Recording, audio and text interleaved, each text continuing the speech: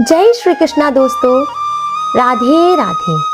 आज हम एक ऐसे विषय पर चर्चा करने जा रहे हैं जो हमारे आध्यात्मिक जीवन की नींव को मजबूत करता है और हमें अनगिनत जन्मों के बोझ से मुक्त करने की शक्ति रखता है।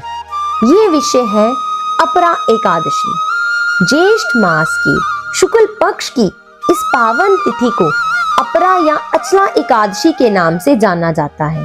अपरा शब्द का अर्थ ही है अपार, यानी वे जो हमें अपार पुण्य, अपार धन और अपार शांति प्रदान करे। अक्सर हम एकादशी को एक उपवास या खाने पीने के परहेज के रूप में देखते हैं, लेकिन इसके पीछे छिपा हुआ विज्ञान और भगवान की करुणा अत्यंत गहरी है।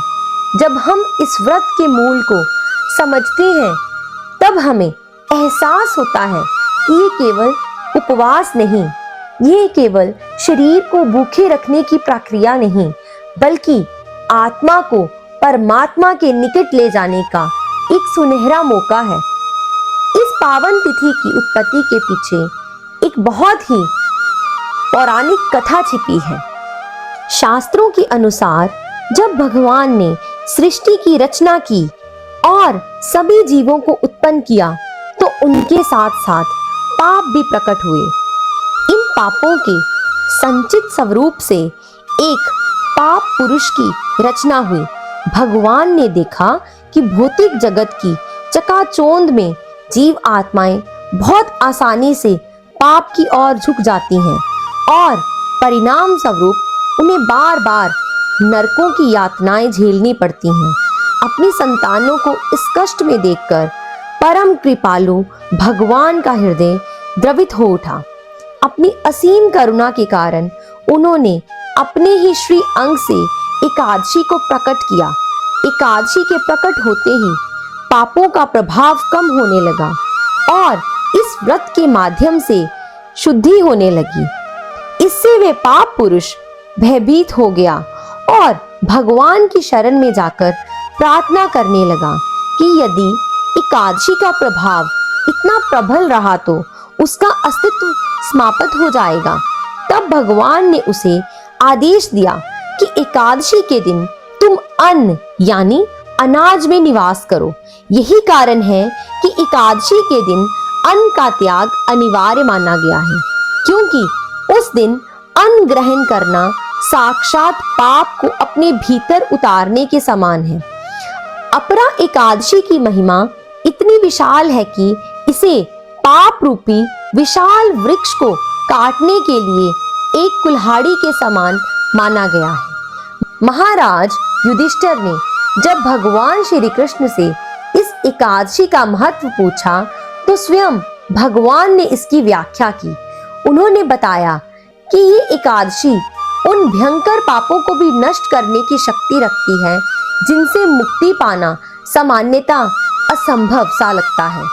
ब्रह्म हत्या, परस्त्री गमन, झूठी गवाही देना या दूसरों की निंदा करना, ये ऐसे अपराध हैं जो मनुष्य के आध्यात्मिक मार्ग को पूरी तरह अवरुद्ध कर देते हैं। यहाँ तक कि वह शिष्य जो अपने गुरु से शिक्षा तो ग्रहण करता है, लेकिन पीठ पीछे उसकी निंदा करता है, वह घोर नरक का भागी होता है। परंतु अपरा एकादशी का व्रत श्रद्धा पूर्वक करने से ऐसे पतित मनुष्य को भी प्रेत योनि या नरक से मुक्ति मिल सकती है। यह व्रत हमारे भीतर की मलिनता को जलाकर राख करने वाली वह अग्नि है जो हमें पुनः भक्ति के प्रकाश की ओर ले जाती है। यदि हम इसके फलों की तुलना करें तो शास्त्रों में बताया गया है कि जो पुण्य कार्तिक पूर्णिमा पर पुष्प कर्म में स्नान करने से या प्रयागराज के माघ स्नान से मिलता है, वही फल केवल एक अपरा एकादशी का व्रत रखने से प्राप्त हो जाता है। चाहे वे कुरुक्षेत्र में सूर्य ग्रहण के समय स्वर्ण दान करना हो या बद्रीनाथ और केदारनाथ के दर्शन करना हो, अपरा एकादशी इन सभी तीर्थों और दोनों के संचित फलों के बराबर शक्ति रखती है। इसे इसीलिए अचला भी कहा जाता है, क्योंकि ये भक्त के भाग्य को अचल बना देती है और उसे संसार में कीर्ति और मृत्यु के पश्चात विष्णु लोक का अधिकारी बनाती है। ये व्रत केवल बाहरी कर्म कांड नहीं है, बल्कि ये हमारे मन को अनुशासित करने और इंद्रियों पर विजय प्राप्त करने का एक आध्यात्मिक प्रशिक्षण है। इस एकादशी की शक्ति को समझने के लिए राजा महिध्वज की कथा अत्यंत प्रेरणादायी है। राजा महिध्वज एक धर्मात्मा और न्याय प्रिय शासक थे, लेकिन उनका छोटा भाई वज्रध्वज अधर्म के मार्ग पर था। ईर्ष्या के वशीभूत होकर वज्रध्वज ने अपने बड़े भाई की हत्या कर दी और उनके शव को एक पीपल के नीचे दबा दिया। अकाल मृत्यु के कारण महिध्वज प्रेत बनकर उसी पीपल पर रहने लगे और वहां से गुजरने वाले को डराने लगे। एक दिन वहां से धौम्य ऋषि गुजरे। उन्होंने अपने तपोबल से राजा के पिछले जन्म और उनकी वर्तमान दुर्गति का कारण जान लिया। ऋषि के हृदय में करुणा जागी और उन्होंने राजा को उस प्रेत योनि से मुक्त करने का संकल्प लिया। ऋषि ने स्वयं अपरा एकादशी का व्रत किया और सारा पुण्य उस प्रेत आत्मा को दान कर दिया। उस पुण्य के स्पर्श मात्र से राजा महिध्वज का प्रेत शरीर छूट गया और वे दिव्य देह धारण कर स्वर्ग की ओर प्रस्थान कर गए।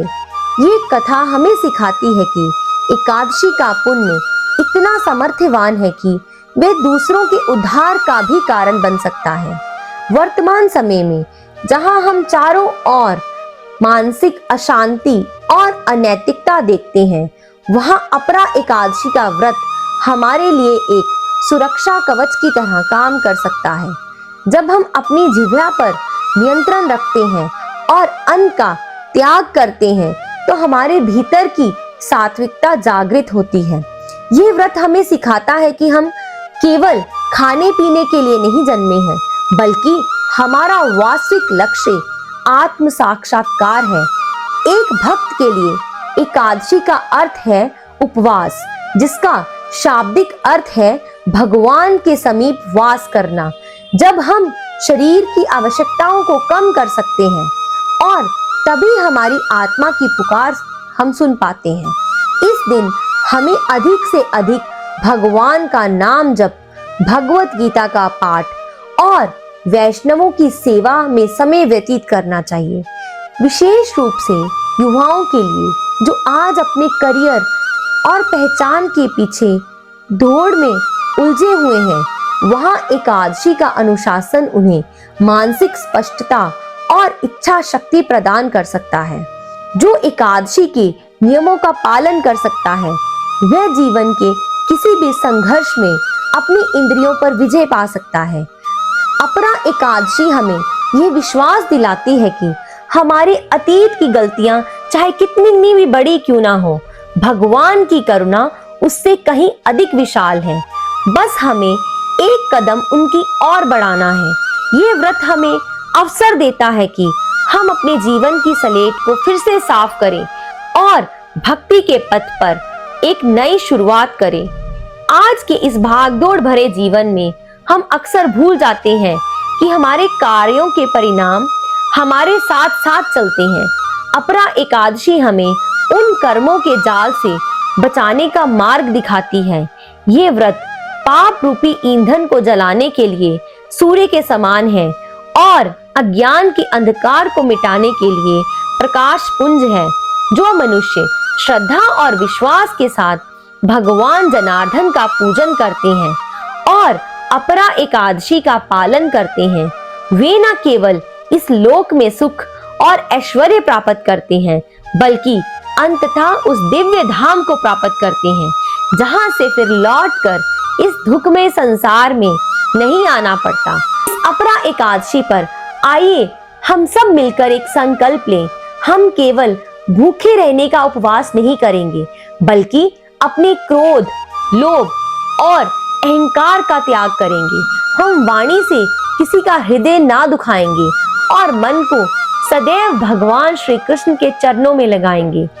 ये एकादशी हमें वह सामर्थ्य प्रदान करती है कि हम अपने जीवन को शुद्ध कर सकें और गौ सेवा, शास्त्र अध्ययन एवं नाम संकीर्तन के माध्यम से अपनी आत्मा का कल्याण कर सकें। भगवान की ये करुणा हम सब पर बनी रहे और हम भक्ति के इस मार्ग पर अडिग रहें, हमारी यही प्रार्थना है। आप सभी को अपरा एकादशी की बहुत सारी शुभकामनाएं। धन्यवाद।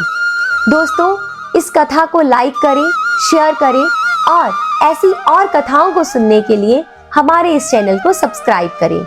और अगर आपको ये कथा अच्छी लगी हो तो कमेंट बॉक्स में श्री हरि लिखना ना भूलें। राधे राधे।